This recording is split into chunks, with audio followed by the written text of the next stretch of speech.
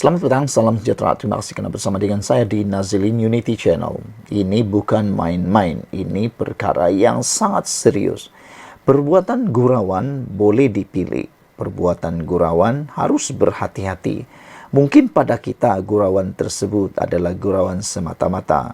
Tetapi bagi orang yang menerima gurauan tersebut, mungkin ianya akan membawa kesan yang amat dahsyat, besar dan membawa kesan sehingga ke akhir hayat. Perbuatan yang disangka hanya akan disangka boleh selesai sehari dua, mungkin ianya akan berlanjutan. Apalagi apabila perbuatan gurauan tersebut telah direkam dalam video dan telah tular.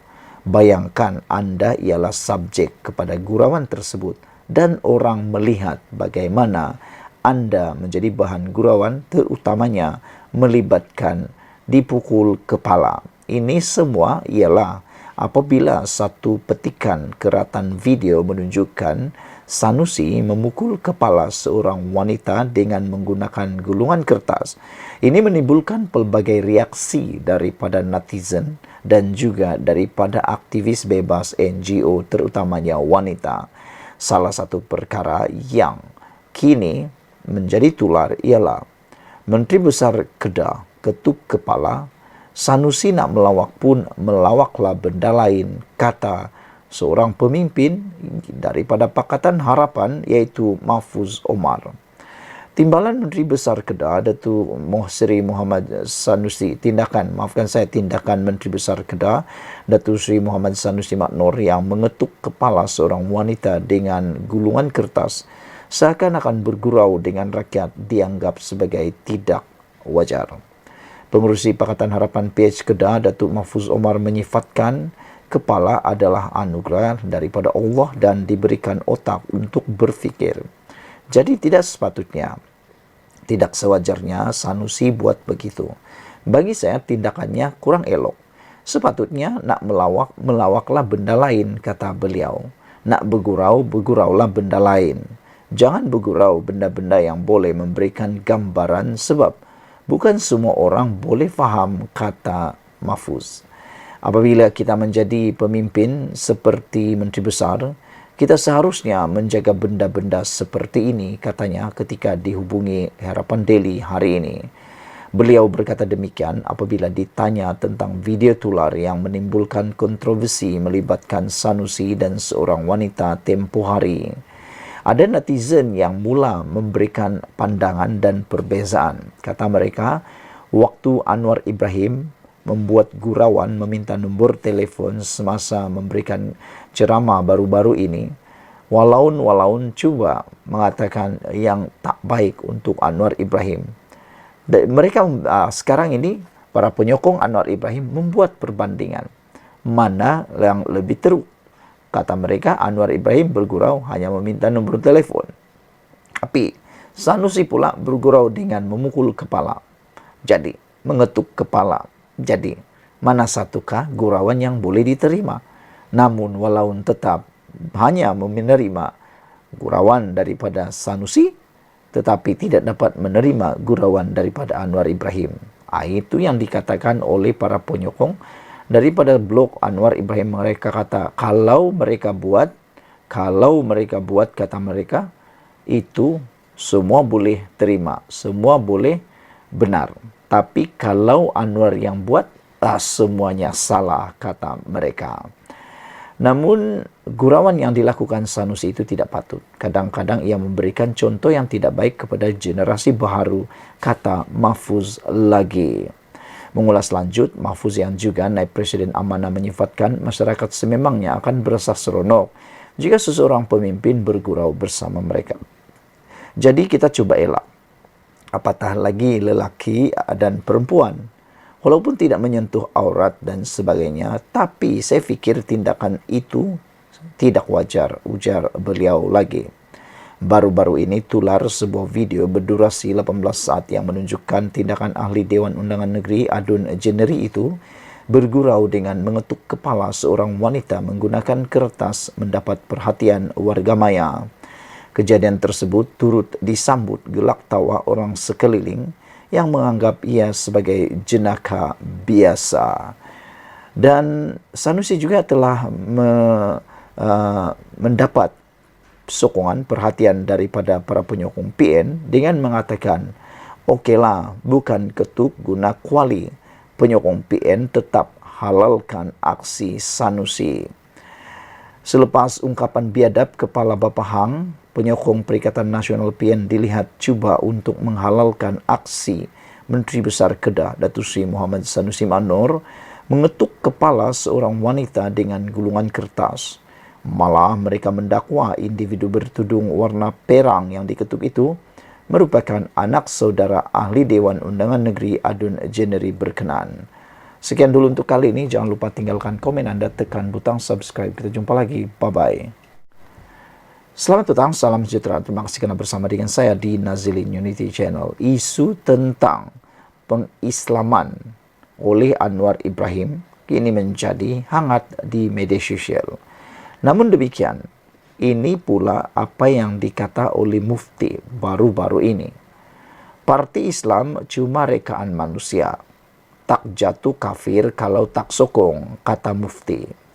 Mufti Pulau Pinang Datuk Seri Dr. Wan Salim Wan Muhammad Nur tidak bersetuju dengan label kafir terhadap seorang umat Islam sekiranya tidak menyokong parti Islam.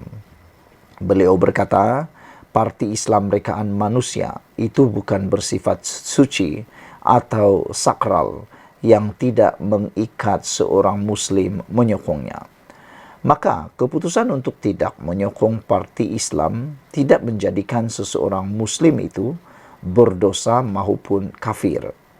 Mana-mana individu atau kumpulan boleh mendakwa memperjuangkan Islam, tetapi dakwaan ini mestilah dibuktikan dengan jelas dalam realiti kehidupan. Perlu diingatkan, Islam tidak akan tegak dengan slogan semata-mata, tetapi ia ditegakkan dengan amalan dalam kehidupan rakyat sejahtera dan berkebajikan di samping pentadbiran negara yang baik, bersih dan cekap, kata beliau lagi. Islam boleh ditegakkan secara bijaksana tanpa mencanangkannya kepada umum, seperti melaksanakan keadilan sosial, meratakan kebajikan, membasmi kemiskinan, membenteras rasuah dan maksiat dan sebagainya, katanya dalam kenyataan media. Semalam dua adun di Kelantan memberi 7 hari untuk Menteri Besar Datuk Muhammad Nasharuddin Daud membuat permohonan maaf secara terbuka selepas mendakwa adun Pakatan Harapan PH Barisan Nasional menolak perjuangan Islam. Kedua adun terbabit akan mengambil tindakan memfailkan saman sivil di mahkamah sekiranya Nasharuddin gagal berbuat demikian. Muhammad Syahbudin berkata, kenyataan pesuruh Jalpas Kelantan itu adalah budaya takfiri yang boleh memecah belahkan rakyat dan masyarakat negara ini. Dalam sedutan ceramah Nasharuddin, beliau berkata, terima kasih banyak-banyak kepada rakyat Kelantan ini. Mu beri sokongan kepada perjuangan Islam. Alhamdulillah, orang muda bersemangat. Orang tua tu hok sok modah sokong perjuangan Islam.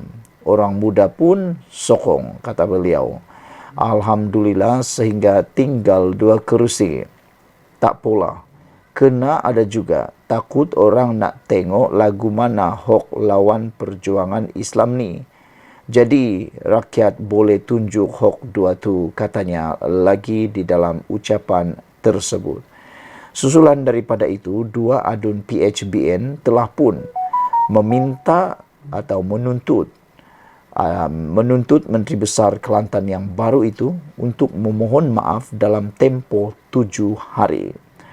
7 hari untuk Menteri Besar Datuk Nasharuddin Daud membuat permohonan maaf secara terbuka berhubung selepas mendakwa 2 adun Pakatan Harapan PH Barisan Nasional menolak perjuangan Islam.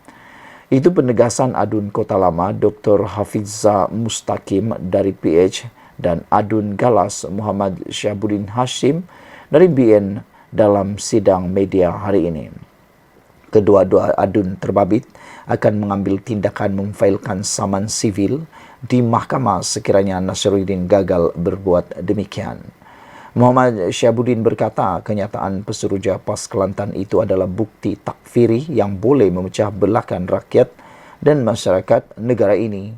Kami tersinggung dengan penyataan Menteri Besar ini yang saya anggap sebagai melampau dan ekstrim, dan ia mewakili 10.742 rakyat galas yang mengundi BN dan 9.691 rakyat Kota Lama mengundi PH, katanya dalam satu sidang media bersama Dr. Hafiza hari ini.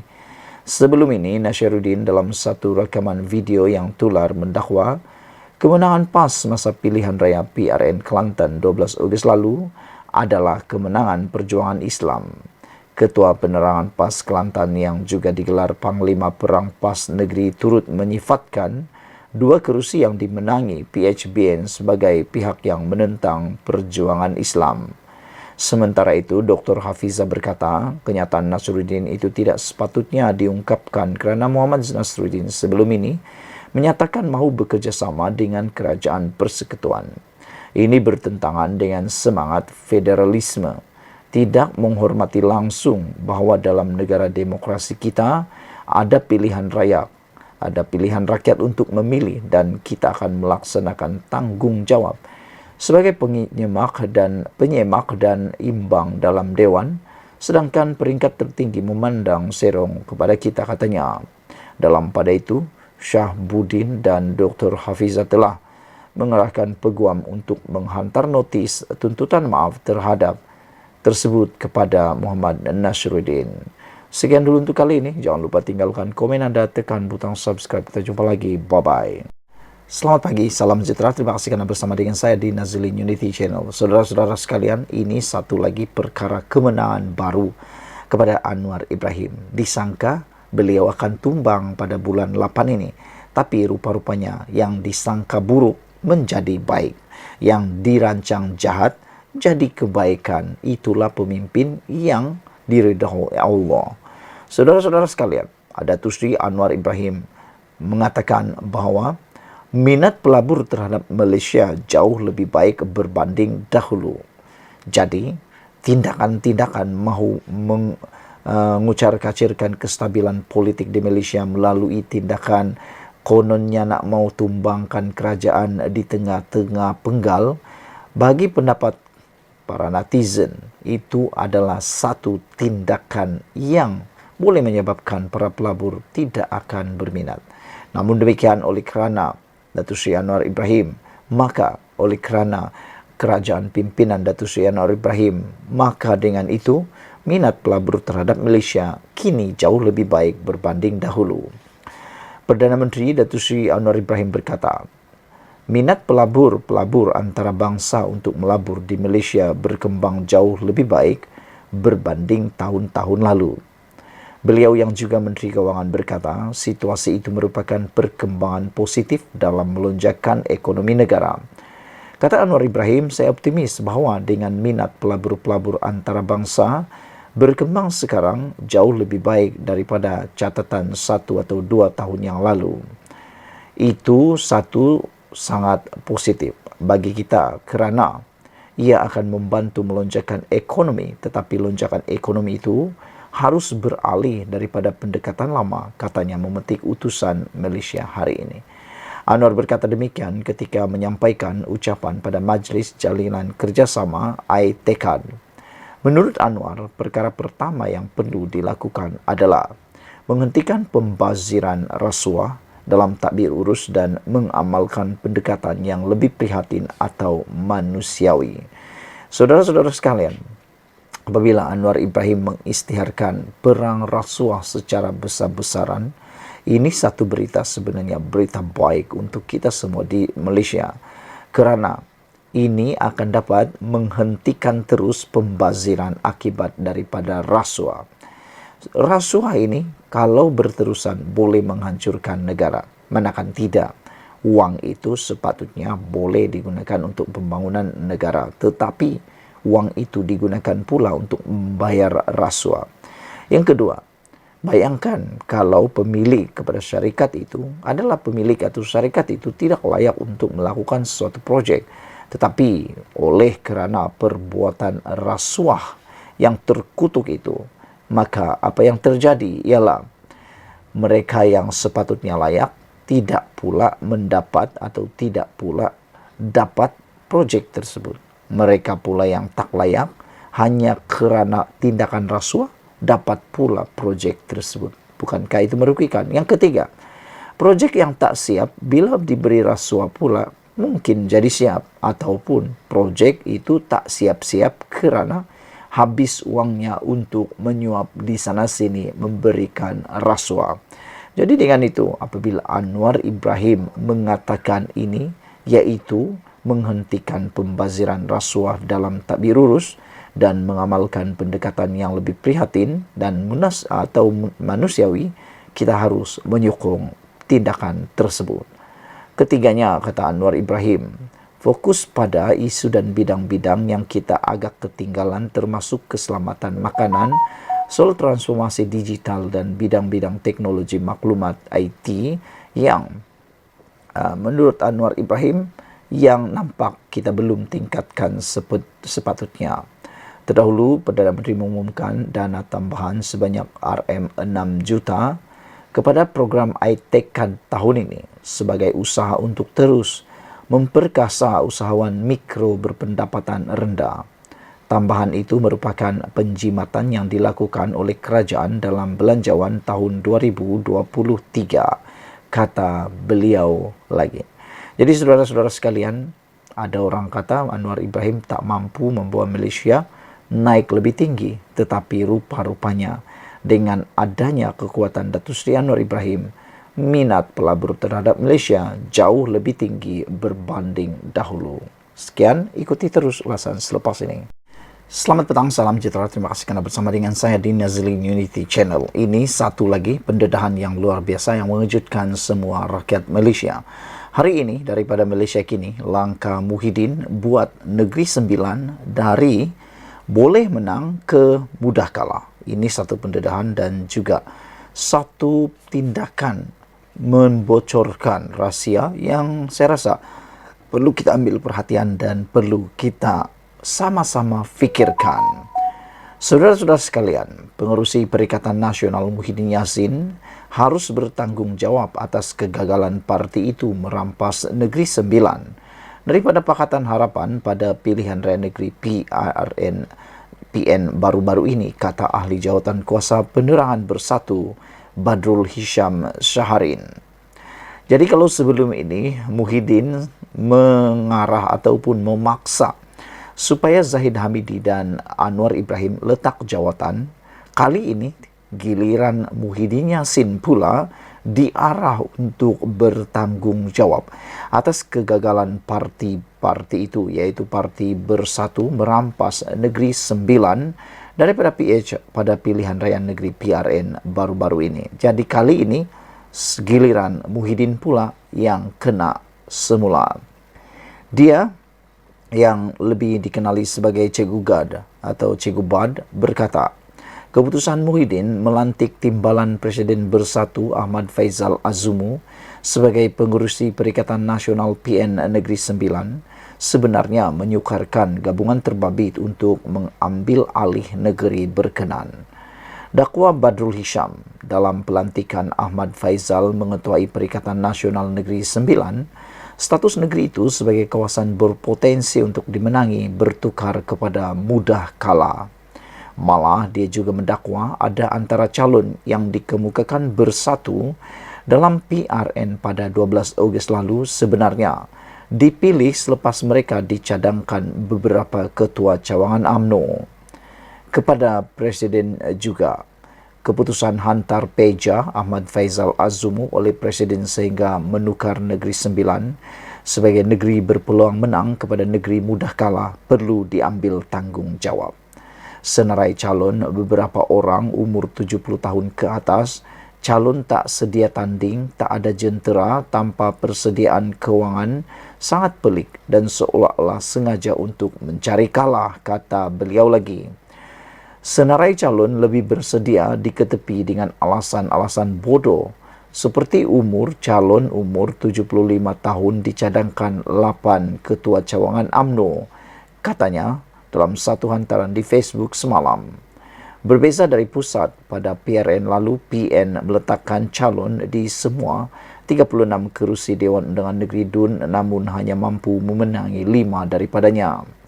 Ia berlaku ketika Perikatan Nasional mengeluarkan kononnya mampu merampas Negeri Sembilan daripada PHBN sekaligus membuka jalan menggantikan kerajaan pusat. Kemenangan PHBN menyaksikan Parti Kerajaan Perpaduan mengesuai 2/3 DUN Negeri Sembilan. Negeri Sembilan banyak isu besar, semua tidak keluar ketika PRN. Adakah wujud sebarang rundingan secara sulit? Soalnya lagi. Dia yang sebelum ini kritikal terhadap Putrajaya berkata, meskipun kesilapan dalam strategi gabungan itu masih boleh diterima, tiada siapa yang tampil untuk bertanggung jawab atas kekalahan besar Perikatan Nasional di Negeri Sembilan. Badrul Hisham juga mendakwa dia ada mengingatkan Muhyiddin bahawa kekuatan bersatu dan Perikatan Nasional bukanlah daripada kepimpinan tertinggi. Sebaliknya, akar umbi dan kekuatan gelombang rakyat. Sementara itu, dia turut mempersoalkan mengapa Bersatu Kedah hanya menamakan 3 wakil rakyat untuk mengisi jawatan Exco dalam kerajaan negeri serta seorang timbalan Speaker Dewan Undangan Negeri di Kedah. Dia mendakwa perkara itu didedahkan menerusi surat Bersatu Kedah kepada Menteri Besar Muhammad Sanusi Maknor. Kenapa ini boleh berlaku sedangkan keputusan berbeza dengan keputusan Bersatu Pusat, kata beliau lagi. Jadi saudara-saudara sekalian, rupa-rupanya Cikgu Bad juga mempersoalkan mengapa Bersatu Kedah hanya menamakan 3 wakil rakyat untuk mengisi jawatan Exco dalam kerajaan negeri serta seorang timbalan Speaker DUN. Cikgu Bad mendakwa perkara itu didedahkan menerusi surat Bersatu Kedah kepada Menteri Besar Kedah iaitu Muhammad Sanusi Maknor. Sekian dulu untuk kali ini. Ikuti terus ulasan selepas ini. Selamat petang, salam sejahtera. Terima kasih kerana bersama dengan saya di Nazilin Unity Channel. Yang ini saya paling setuju dengan Anwar Ibrahim. Saya salut Datuk Seri Anwar Ibrahim dengan keputusan ini. Beliau tak tahan lagi dengan keadaan tata kelola yang ada menjadi budaya di negara Malaysia. Anwar Ibrahim akhirnya memberikan keputusan yang kita tunggu-tunggu, terutamanya saya. Apabila Anwar Ibrahim kata, hentikan amalan komisen untuk projek pembangunan. Anda faham maksud komisen? Kalau anda faham, bagus. Kerana pada pendapat saya, tindakan memberikan komisen dalam amalan projek pembangunan ini menyebabkan peruntukan dalam sesuatu projek itu menjadi kecil. Bayangkan kalau peruntukan dalam satu projek itu hanya, contohlah katakanlah 100,000. Tapi pemberian komisen pula dibahagi-bahagi, komisen sini, komisen sana dan sebagainya. Tinggal berapa lagi kah uang yang sebenar-benarnya boleh dibuat untuk projek, menyiapkan projek tersebut. Silap-silap tinggal 50% sahaja daripada nilai asal. Ini menyebabkan kualiti kerja yang terhasil diselesaikan itu secara otomatiknya boleh menyebabkan ianya menjadi amat teruk dan buruk. Kerana asalnya 100,000, tetapi kerana tindakan perbuatan komisen ini menjadikannya tinggal 80 atau 50,000 sahaja lagi. Perdana Menteri Datuk Seri Anwar Ibrahim mahu amalan meminta dan memberi komisen dalam mana-mana pelaksanaan projek pembangunan, termasuk projek perumahan, dihentikan segera. Saya setuju dengan apa yang dikatakan oleh Datuk Seri Anwar Ibrahim. Banyak-banyak perkara yang dinyatakan oleh Anwar Ibrahim hari ini, inilah yang paling saya setuju sekali. Inilah yang dikatakan reformasi tata kelola keuangan yang baik untuk Malaysia.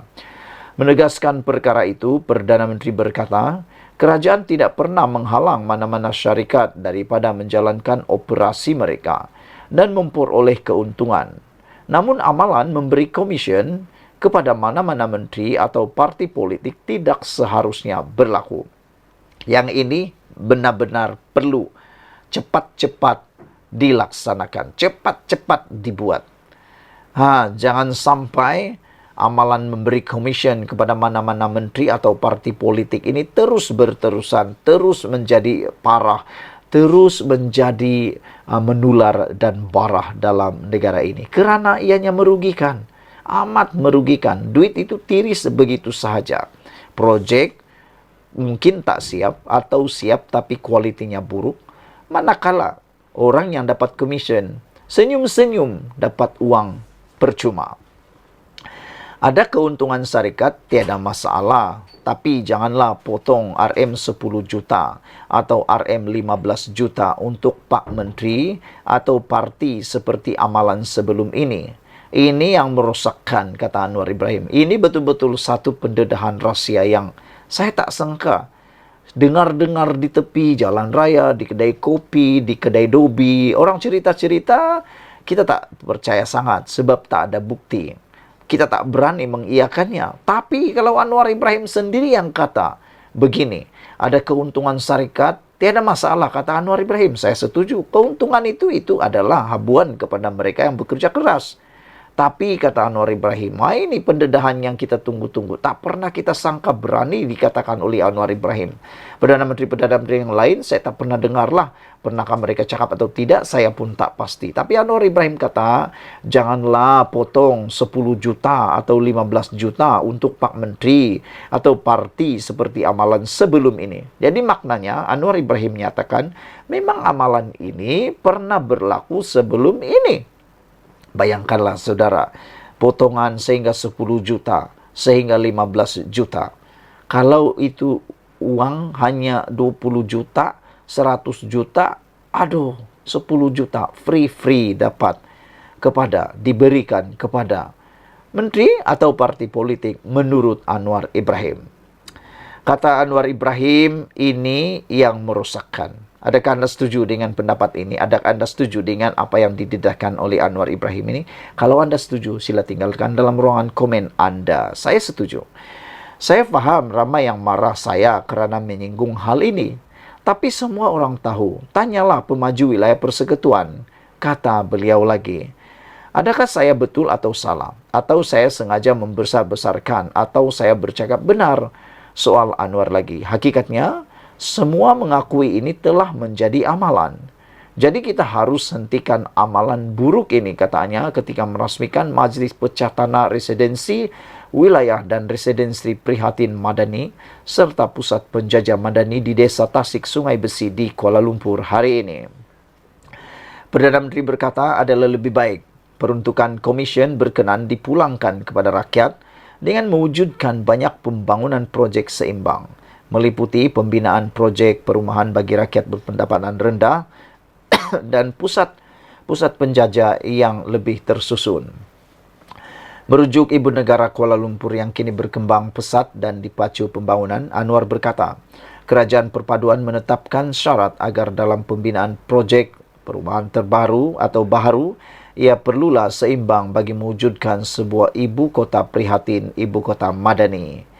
Beliau berkata ini bagi memastikan terutama golongan berpendapatan rendah tidak disisihkan daripada arus pembangunan. Manakala kerajaan dan pihak swasta berperanan penting dalam memastikan lebih banyak perumahan untuk golongan berpendapatan rendah dibina. Bagi meningkatkan lagi daya huni bandaraya itu, Anwar berkata kawasan lapang dan kawasan hijau di sekitar projek perumahan perlulah diwujudkan atau dikekalkan agar tidak hanya menjadi hutan kota. Selain pemaju perlu mewujudkan pusat atau gerai penjajah yang sistematik bagi memudahkan rakyat, kata Anwar Ibrahim. Saya nak satu anjakan besar bahawa dalam 1-2 tahun orang tahu Kuala Lumpur terkenal dengan mercu tanda baik, hotel besar dan gerai yang bersih, dan ada tahap keindahan, katanya lagi. Terdahulu, Anwar merasmikan Majlis Pecah Tanah di kawasan seluas 1.4 hektar yang menyaksikan sebanyak 110 unit rumah mampu milik, iaitu residensi wilayah dan residensi prihatin madani, bakal ditawarkan kepada kumpulan sasar M40 dan ke bawah yang belum memiliki kediaman. Turut hadir pada majlis itu Datuk Bandar Kuala Lumpur Datuk Kamarul Zaman Mat Saleh dan Ketua Setiausaha Negara Tan Sri Muhammad Zuki Ali. Saudara-saudara, sebelum kita berpisah, adakah anda juga teruja dengan pendedahan berani Anwar Ibrahim ini? Hentikan amalan komision untuk projek pembangunan. Anwar juga berkata, ada keuntungan syarikat tiada masalah. Tapi janganlah potong 10 juta ringgit atau 15 juta ringgit untuk Pak Menteri atau parti seperti amalan sebelum ini. Ini yang merosakkan, kata Anwar Ibrahim lagi. Sekian dulu untuk kali ini. Jangan lupa tinggalkan komen Anda, tekan butang subscribe. Kita jumpa lagi. Bye-bye. Selamat pagi, salam sejahtera. Terima kasih karena bersama dengan saya di Nazilin Unity Channel. Isu paling hangat pada pagi ini ialah pertanyaan, adakah Tun Mahathir Mohamad akan masuk parti PAS selepas PRN baru-baru ini? Ini semua apabila timbul persoalan di mana hala tuju proklamasi orang Melayu atau POM yang baru-baru ini diperjuangkan kononnya oleh Mahathir Mohamad. Dan persoalan itu akan dijawab sebentar lagi. Sila ikuti terus ulasan kali ini. Jangan lupa tinggalkan komen Anda, tekan butang subscribe. Saudara-saudara sekalian, ditulis oleh Sabudin Hussein, ini penerangan yang paling jelas dan paling tepat untuk Anda sebarkan kepada ramai orang berkaitan dengan hala tuju perjuangan Tun Mahathir Mohamad yang semakin hari semakin malap.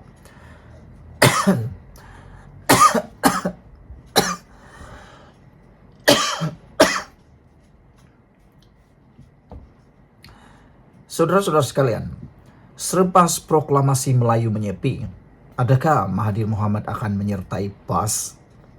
Di sebalik keputusan PRN yang memperlihatkan Perikatan Nasional khususnya, Parti PAS berjaya memperoleh majoriti undi Melayu. Dalam masa yang sama juga, ia juga adalah berita pedih buat Tun Mahathir Mohamad yang memperjuangkan proklamasi orang Melayu POM. Tanpa kelompok itu terlibat dalam kempen, cubaan meletakkan 17 nama sebagai calon tidak diendahkan. Tiada mana-mana pemimpinnya termasuk Tun Mahathir yang turun padang berkempen. Malah, POM tidak pun menjadi sebutan sesiapa yang bertanding sama ada bersatu atau PAS dalam pilihan raya baru-baru ini. Hakikatnya, Perikatan Nasional tetap berjaya meletakkan dirinya sebagai pencabar unggul kepada Pakatan Harapan dan Barisan Nasional. Lalu, kemana perjuangan POM selepas ini? Kalau diteliti, perjuangan POM ini digerakkan hanya setelah Tun Mahathir yang sebelumnya bersama Pejuang dan GTA kalah dengan parah pada PRU 15 yang lalu. Untuk itu, sekurang-kurangnya ada dua tujuan POM itu digerakkan. Pertama, untuk menekan dan menjatuhkan Anwar Ibrahim yang merupakan musuh Tun Mahathir dan telah berkali-kali cuba dihalang oleh Tun Mahathir untuk menjadi Perdana Menteri. Kedua, untuk memperlihatkan Tun Mahathir masih relevan dalam dunia politik negara serta menjadikan dirinya ada tiket untuk bersama-sama dengan Perikatan Nasional yang merupakan satu-satunya blok pembangkang yang ada dalam negara ini. Berdasarkan keputusan PRU 15 di mana semua calon pejuang telah pun kalah teruk dan hilang deposit, Tun Mahathir sedar beliau tidak boleh lagi berjuang melalui blok ketiga, terutama dalam usahanya yang tidak pernah berhenti mahu menjatuhkan Anwar. Namun, untuk beliau terus bersama Perikatan Nasional, tentu ada sedikit rasa malu dalam dirinya. Berikutan Muhyiddin yang pernah memecatnya daripada bersatu itu dapatlah dilindungi kononnya demi membela nasib orang-orang Melayu. Untuk beliau terus bersama PN, tentu Mahathir ada sedikit rasa malu dalam dirinya berikutan perbalahannya dengan Muhyiddin Yassin pada tahun 2020 lalu selepas berlakunya peristiwa langkah Sheraton. Jadi setidak-tidaknya dengan menggagaskan POM, Proklamasi Orang Melayu, Rasa malu untuk kembali bertaut dengan Muhyiddin yang pernah memecatnya daripada bersatu itu dapatlah dilindungi. Kononnya demi untuk membela nasib orang-orang Melayu. Itulah yang terjadi, di mana setelah sedikit sebanyak menggerakkan POM dengan pelbagai aktiviti, Tun Mahathir akhirnya membuka mulut dan menyatakan sedia bekerjasama dengan Muhyiddin. Kedua-dua mereka telah bertemu sebelum PRN itu. Pun begitu, berikutan Muhyiddin kekal sejuk dan tidak menunjukkan jiwa sepenuh hati dalam pertemuan itu. Begitu juga dengan Hamzah Zainuddin selaku Ketua Pembangkang dan Setiausaha Agung PN atau Bersatu turut tidak berlebih-lebihan dalam memberi respon kepada proklamasi orang Melayu dan Tun Mahathir. Sudahnya tiada apa-apa jalinan kerjasama yang berjaya terbina. Sebelum penamaan calon, seorang utusan proklamasi orang Melayu atau POM telah datang menemui Hamzah dengan membawa 17 nama bagi dipertimbangkan sebagai calon Perikatan Nasional dalam PRN atas tiket PN. Malangnya, tiada satu pun nama yang dihantar itu diberi pertimbangan oleh Perikatan Nasional. Maka dengan itu, walaupun sebelum ini POM agak riuh rendah dengan pelbagai program dan mengeluarkan kenyataan atas banyak isu, disebabkan tidak berjaya menumpang sebagai calon atas nama PN itu, mereka akhirnya senyap sunyi dan langsung tidak berbunyi sepanjang tempo kempen PRN diadakan. Pendek kata, dengan tidak ada wakil POM menjadi calon, seterusnya tidak turun membantu berkempen dan POM juga tidak disebut sepanjang kempen, gagasan perjuangan Tun Mahathir itu pada hakikatnya telah dilupakan terus ketika kempen PRN lalu. Artinya, walaupun PN berjaya memenangi majoriti undi Melayu dan menawan sebagian besar kawasan Melayu, ia bukanlah disebabkan oleh proklamasi orang Melayu. Jauh sekali ada cop jari peranan daripada Tun Mahathir atas kejayaan PN itu. Sekali lagi, kemana POM selepas ini? Terutama Tun Mahathir tentunya belum padam lagi gairahnya daripada mahu menjatuhkan Anwar Ibrahim.